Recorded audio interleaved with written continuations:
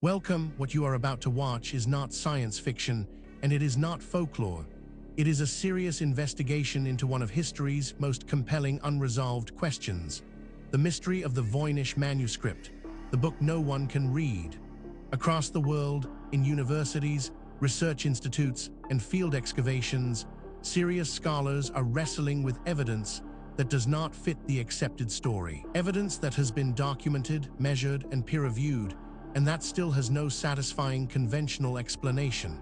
We are going to look at that evidence carefully, without prejudice in either direction, not dismissing what is extraordinary, but not accepting it without scrutiny either. The truth, as always, is in the details. In 1912, rare book dealer Wilfrid Voynich purchased a medieval manuscript from the Villa Mondragone in Italy. The manuscript, he immediately realized, was unlike anything he had ever seen. Written in an unknown script and illustrated with drawings of unidentifiable plants, strange astronomical diagrams, bathing women in elaborate pipe systems, and mysterious biological figures, the book resisted every attempt to identify it. More than a century later, after being studied by the best cryptographers of 2 world wars, subjected to computational analysis by teams at multiple universities, and addressed by hundreds of academic papers, it remains completely unreadable. The Voynich Manuscript is the most studied and least understood document in the history of cryptography.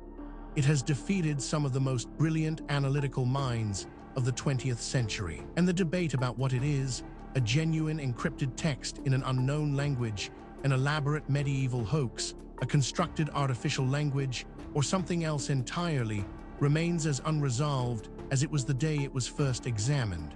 This is where our investigation begins. Stay with us, because the further we go into the evidence, the more extraordinary it becomes. The story you think you know is only the surface. Beneath it lies something far more remarkable. Let us begin. Before we examine the specific evidence, we need to step back and understand the context. This case does not exist in isolation. It sits within the wider world of ancient technological anomalies, and to properly evaluate what we are looking at, we need to understand the broader picture that surrounds it. The official story of technological progress follows a reassuring arc.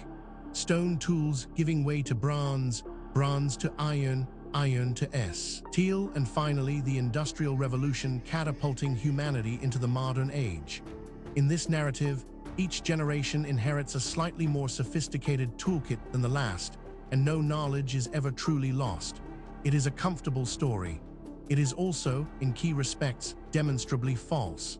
History is littered with technological achievements that appeared centuries before their supposed invention, vanished after the cultures that created them collapsed, and were reinvented, often with great difficulty, by later civilizations who had no idea the knowledge had ever existed. Roman concrete was stronger and more durable than most modern concrete and was not matched again until the 21st century. Greek fire, the incendiary weapon that protected the Byzantine Empire for centuries, has never been fully reproduced. Damascus steel, capable of holding an edge that modern metallurgists struggle to replicate, disappeared with the craftsmen who made it. These are not myths. They are documented historical losses of genuine technical knowledge. When we encounter an object from the ancient world that should not exist, a battery from Baghdad dated to the Parthian era, a computing mechanism salvaged from an ancient shipwreck, a map showing geographical features that were not officially discovered for another millennium, the temptation is to dismiss it as misidentified or misstated. That dismissal is sometimes warranted. But when such objects accumulate, when the pattern becomes too consistent to ignore, the honest response is to ask whether our model of ancient capability is simply wrong. This context matters because it tells us something important. What we are about to investigate is not an isolated curiosity. It is part of a pattern that researchers in multiple fields have been independently documenting for decades. And patterns in science demand explanation. With that foundation in place, let us now turn to the specific case at hand. Now we reach the heart of the matter. The core evidence surrounding the Voynich Manuscript, the book no one can read, is more extensive, more verified, and more troubling for conventional explanations than most people realize. Let us walk through it systematically, fact by fact, and allow the evidence to speak for itself. We are not going to speculate here. Every point that follows is documented in peer-reviewed publications, official archaeological records, or government archives that are publicly accessible. The question is not whether these facts are real. The question is what they mean. Consider this first extraordinary detail: radiocarbon dating of the Voynich Manuscript's vellum, conducted by the University of Arizona in 2009, returned a date of 1404 to 1438 AD, confirming that the parchment is genuinely medieval and not a modern forgery. The ink composition is consistent with the medieval period. Whatever the manuscript is, it is a genuine medieval artifact. This single data point, if taken in isolation, might be set aside. Anomalies happen, instruments malfunction, researchers make mistakes, but as we continue, you will see that this is not an isolated anomaly, it is part of a consistent and documented pattern. But that is only the beginning. Researchers also discovered the manuscript contains approximately 240 pages of text, written in an unknown script consisting of between 20 and 28 distinct characters arranged in what appears to be a consistent orthography. Statistical analysis of the text shows properties consistent with natural language rather than random character generation, consistent word length distributions, repetition patterns, and positional regularities. Now, a skeptic might propose an alternative explanation for this, and that is entirely reasonable.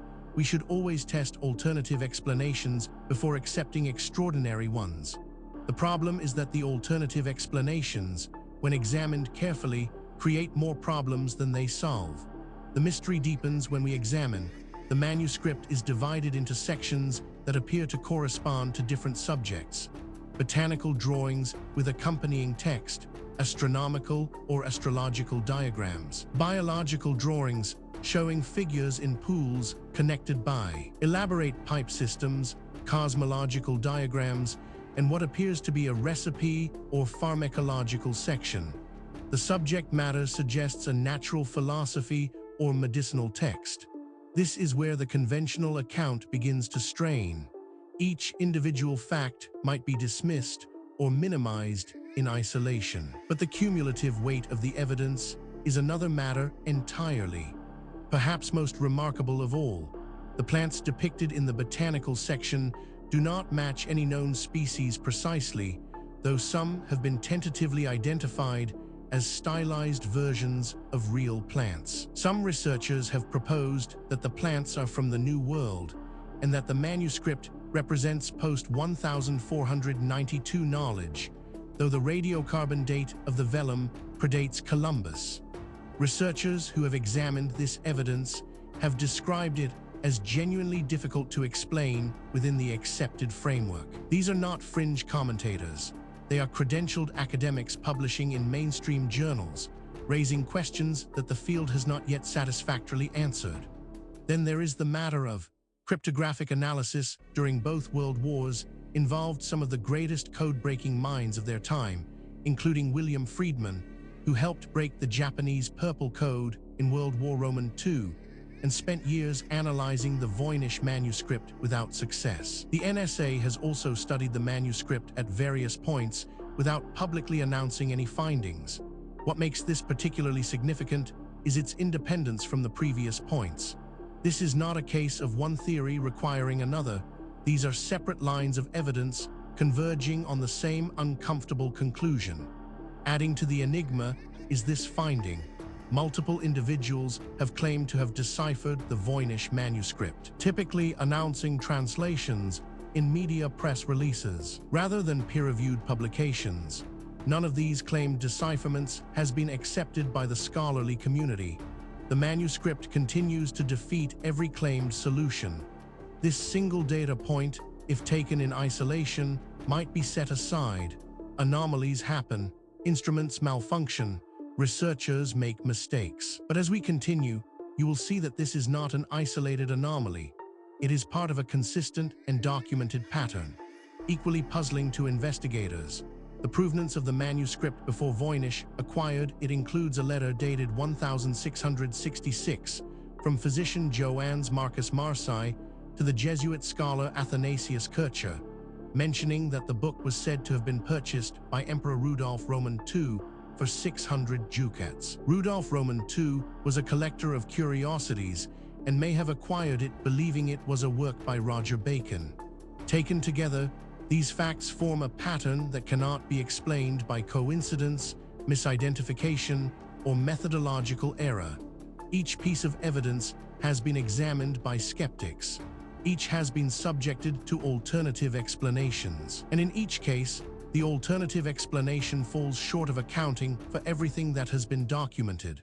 We are left with a body of evidence that demands explanation and an accepted narrative that does not provide one.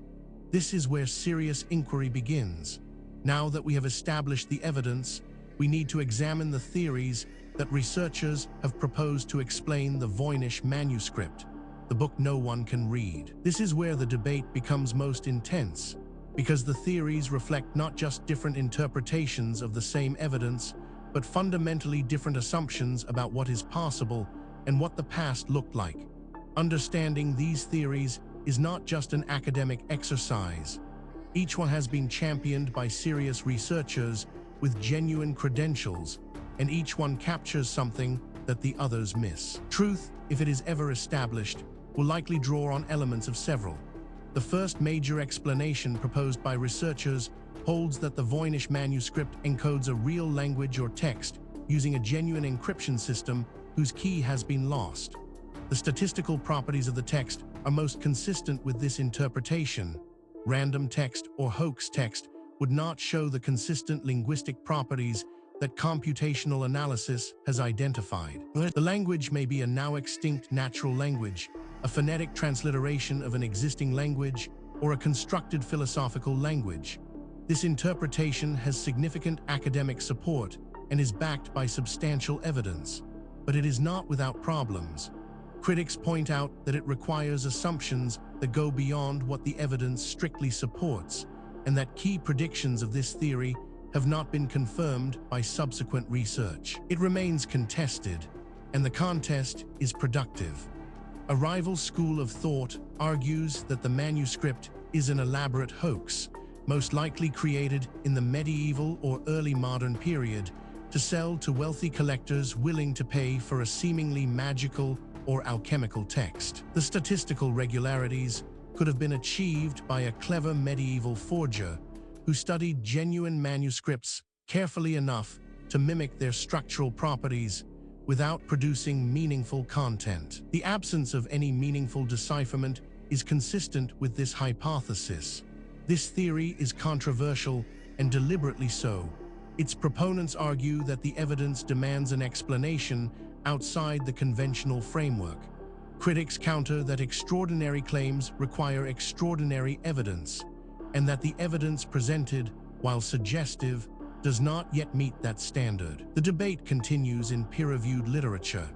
Perhaps the most unconventional theory suggests that the manuscript represents a natural language written in a constructed alphabet by a speaker of an unidentified language, possibly a Central Asian, Middle Eastern, or East Asian language written phonetically in a novel script devised to conceal its identity. Several researchers have proposed specific natural languages as candidates without achieving consensus.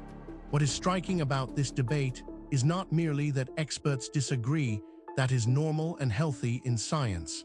What is striking is the quality of the disagreement. Serious researchers, working from the same body of evidence, reaching genuinely different conclusions. That level of fundamental disagreement, when it persists over decades, is a signal that something important has not yet been understood. The question is not which of these theories is right. The question is whether any of them is right, or whether the truth is something that none of the current frameworks has yet been able to capture. The case surrounding the Voynich manuscript, the book no one can read, does not rest on speculation alone. What distinguishes this investigation from pure mythology is the existence of documented, physical, verifiable evidence. material that has been examined by credentialed researchers and whose authenticity is not seriously disputed. What is disputed is its interpretation. Let us review the most significant documented evidence as objectively as possible. We are not going to cherry-pick the data that supports a preferred conclusion. We are going to lay out what exists and let you draw your own assessment. Physical evidence supporting this account includes entropy and Zipf's law analysis of Voynich text shows distributions consistent with natural language. The manuscript text follows the same statistical patterns found in genuine linguistic texts across multiple languages, making pure hoax or random generation less likely than text-derived FR. Systematic rules. This evidence has been subjected to independent verification. Skeptics have examined it. Alternative explanations have been proposed and tested. The data remains. The question of what it means remains open. Investigators have documented. Cross-referencing of repeated sequences and word positions has revealed structural patterns, including consistent use of certain characters at word beginnings and ends, consistent avoidance of specific character combinations, and apparent paragraph and page organization, all consistent with an underlying grammar or encoding system. This evidence has been subjected to independent verification. Skeptics have examined it. Alternative explanations have been proposed and tested. The data remains. Question of what it means remains open. On-site analysis revealed. The botanical illustrations, while depicting unidentified plants, follow conventions of medieval herbal manuscript illustration closely enough to suggest the illustrator was working in a genuine scholarly tradition rather than inventing arbitrary images. This evidence has been subjected to independent verification. Skeptics have examined it. Alternative explanations have been proposed and tested. The data remains. The question of what it means remains open. Each individual piece of evidence might, in principle, be explained away. A single anomalous artifact might be misidentified. A single anomalous date might reflect contamination. A single anomalous eyewitness account might reflect misperception. The question is whether all of the evidence can be explained away, and whether the explanations required are more or less plausible than the evidence itself. When multiple independent lines of inquiry converge on the same conclusion, that convergence is the most powerful signal in empirical science. And that is exactly what we are seeing here. We have examined the history, the evidence, and the theories surrounding the Voynich Manuscript, the book no one can read. Now we need to ask the question that is sometimes overlooked in discussions of ancient mysteries. Why does this matter? What does it mean for us today? It would be easy to file this away as an interesting historical curiosity, a puzzle from a distant past with no bearing on our present lives. That would be a fundamental mistake. The questions raised by this case touch on issues that are directly relevant to who we are, where we came from, and what the human story actually looks like before the period covered by conventional history. The Voynich manuscript entered the public domain and was fully digitized, making it accessible to the entire world. Computational linguistics, machine learning, and AI-assisted analysis have all been applied to it in the past decade without producing a breakthrough. Each new approach reveals new patterns while failing to produce a coherent translation. The manuscript's resistance to analysis by tools that have cracked every other historical cipher suggests that either its encoding system is genuinely novel or it is something other than what it appears to be. It remains one of the most tantalizing objects in the history of human communication, a book that may contain extraordinary knowledge or nothing at all, and that will not tell us which. Furthermore, the tools available to investigate these questions are advancing rapidly. Satellite imaging, ground-penetrating radar, ancient DNA analysis, isotopic tracing, and deep-sea sonar are all providing capabilities that previous generations of researchers could only dream of. Cases that were genuinely unresolvable 10 years ago are now open to new analysis, and the findings, consistently, are expanding rather than contracting the mystery. The investigation continues. New discoveries are being made. New analyses are being published. New voices are entering the conversation from disciplines that were not previously part of the discussion. The answers, when they come, and they will come, will not merely solve a historical puzzle. They will force a fundamental revision of assumptions that underpin our entire understanding of human history and human potential. We have now walked through the complete case of the Voynich Manuscript, the book no one can read, from the historical record, through the physical evidence, across the competing theories, and into the modern significance of what remains unresolved. What the story of Voynich Manuscript ultimately reveals is not just a historical puzzle.